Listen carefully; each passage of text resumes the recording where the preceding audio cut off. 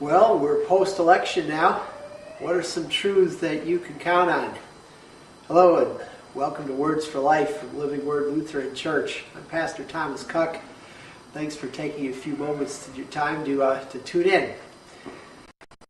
About half of our nation is feeling elated about the election.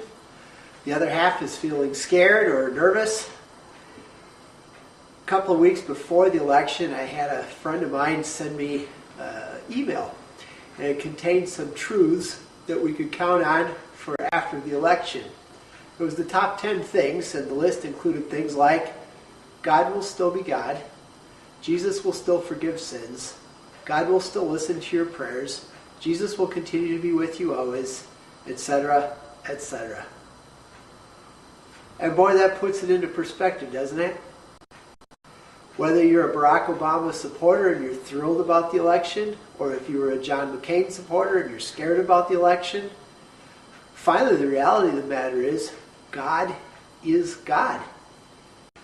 And God has a reason for having Barack Obama as our president at this particular point in history. I don't know what that reason might be, neither do you, but thank God He knows, and God will make sure that whatever needs to get done will get done. In fact, it's been interesting. Some of God's most amazing events have happened because of world rulers who weren't believers in Jesus at all. An example of that's found in the Christmas account. Joseph and Mary lived up in the town of Nazareth, but God had prophesied that the Savior would be born in the town of Bethlehem, which was about 75 miles basically to the south. Well, how are you going to get Mary and Joseph from Nazareth down to Bethlehem? The way God did it was to have an unbelieving Roman Caesar, off in Rome, a guy named Caesar Augustus, send out a decree that a census was to be taken of the entire Roman world. The way the Jews did censuses, people had to travel back to the hometown of their most famous ancestor. And so Mary and Joseph had to leave Nazareth and travel back to Bethlehem. And they got there at exactly the right time for the baby to be born. If that Roman Caesar had not sent out that decree, Jesus would have been born in the wrong place. What did God do?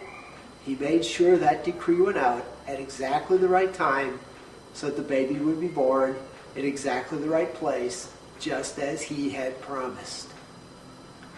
God was ruling the world for the good of His people. And you know what? God hasn't changed. He's still ruling the world for the good of His people.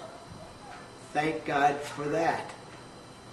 What will the Barack Obama presidency bring? I don't know. Will it be great? I hope so. Will it be horrible? I hope not. But regardless, I can assure you of this. Your God will remain God. He will continue to rule all things for the good of His people. And that includes you. Thanks for listening. That's it for this week's version of Words for Life. We'll see you next week.